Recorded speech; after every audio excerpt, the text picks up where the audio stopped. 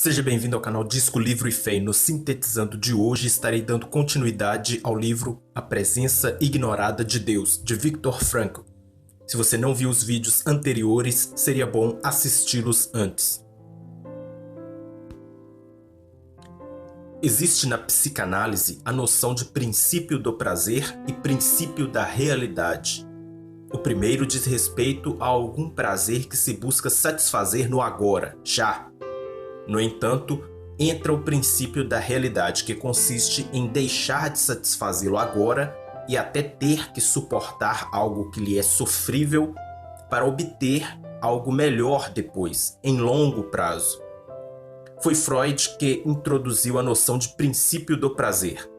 Porém, a coexistência de um princípio da realidade não contradiz absolutamente a hipótese de Freud, segundo a qual a busca de prazer constitui a motivação primária do ser humano, pois, como Freud disse, o princípio da realidade está a serviço do princípio do prazer, pois constitui uma simples modificação do princípio do prazer. Essa modificação também quer essencialmente alcançar o prazer. E o princípio da realidade, num certo sentido, constitui uma extensão do princípio do prazer através de outros meios. Renuncia-se a um prazer momentâneo, mas incerto quanto às suas consequências, apenas para posteriormente obter um prazer garantido através deste novo meio. Porém, não podemos ignorar e esquecer que, ainda segundo Freud, o princípio do prazer serve, ele próprio, a um princípio mais abrangente, o princípio da homeostase, cujo objetivo é reduzir as tensões internas para manter ou restaurar o equilíbrio interior. Assim, Freud também considerou o aparelho psíquico como algo cuja intenção consiste em dominar e liquidar as quantidades de estímulos e magnitudes de excitação provenientes do exterior e interior. Nessa moldura de uma tal imagem do ser humano, contudo, falta simplesmente aquela característica ontológica fundamental da realidade humana, que Viktor denominou de autotranscendência da existência.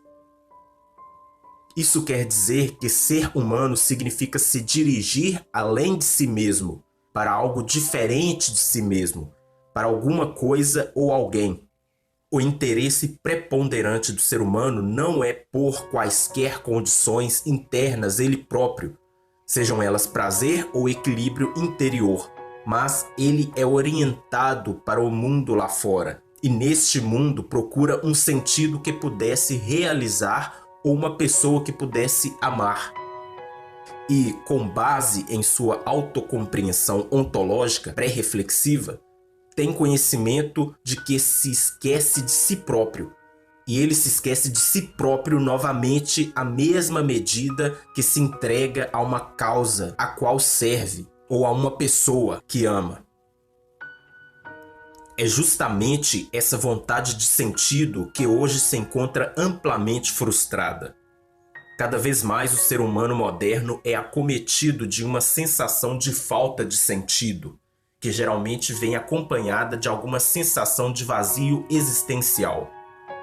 Manifesta-se principalmente através do tédio e indiferença. Neste sentido, o tédio representa uma perda de interesse pelo mundo, enquanto a indiferença significa uma falta de iniciativa para melhorar ou modificar algo no mundo. Nem toda neurose é noogênica, isto é, causada por um vazio existencial. Nem o vazio existencial é sempre patogênico ou patológico.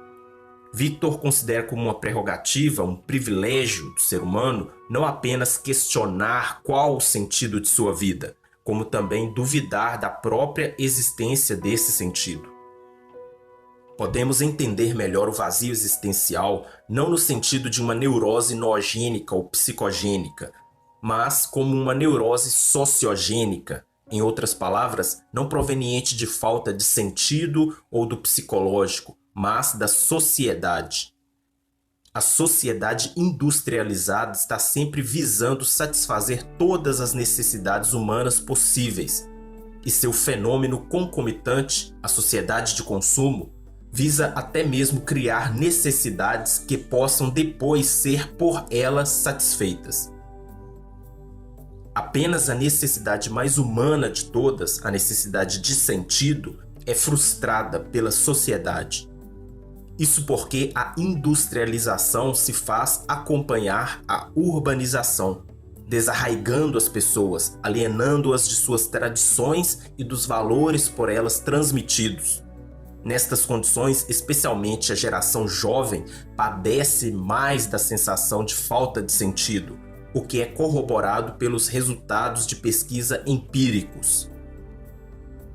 Victor menciona a síndrome da neurose de massa constituída pela tríade dependência de drogas ou álcool, etc., agressão e depressão, que comprovadamente tem como causa a sensação de falta de sentido.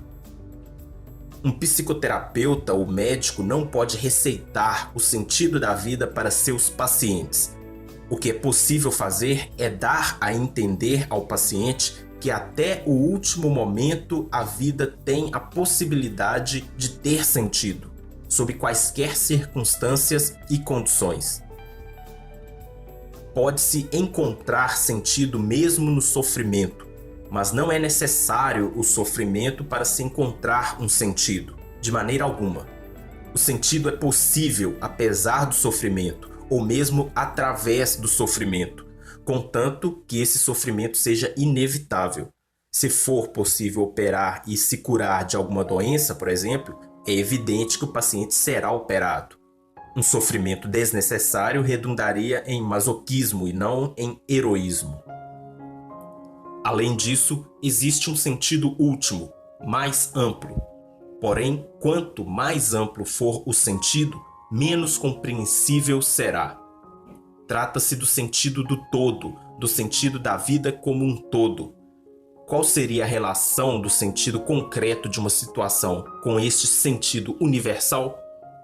Victor exemplifica com a alegoria do filme, a qual já expliquei no último vídeo da série de vídeos a respeito da obra Em Busca de Sentido, deste mesmo autor.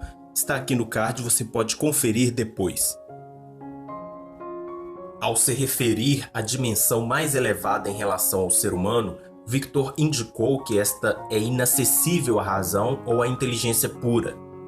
O sentido simplesmente não se manifesta dentro dos limites da mera ciência natural. O corte transversal efetuado na realidade pela ciência natural não o atinge. Quando, porém, se alega que a ciência natural não consegue comprovar qualquer teleologia, ou seja, no que se refere à finalidade das coisas, o sentido das coisas, essa informação vaga deveria ser formulada com mais cuidado.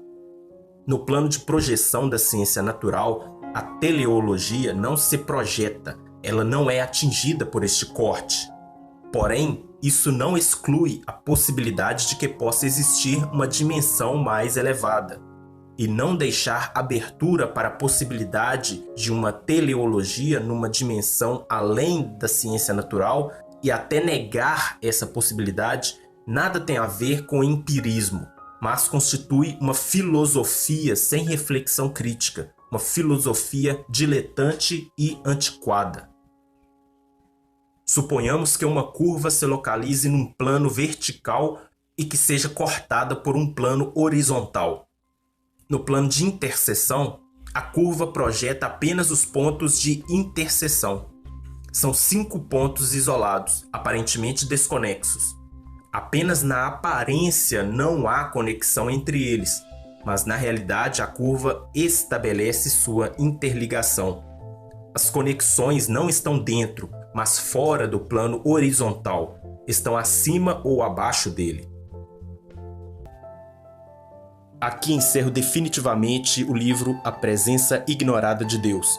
Curta, comente e compartilhe não somente este, como os demais vídeos do canal. E convido-lhe a se inscrever no canal e ativar o sino de notificações. Que a paz seja com você e até o próximo Sintetizando.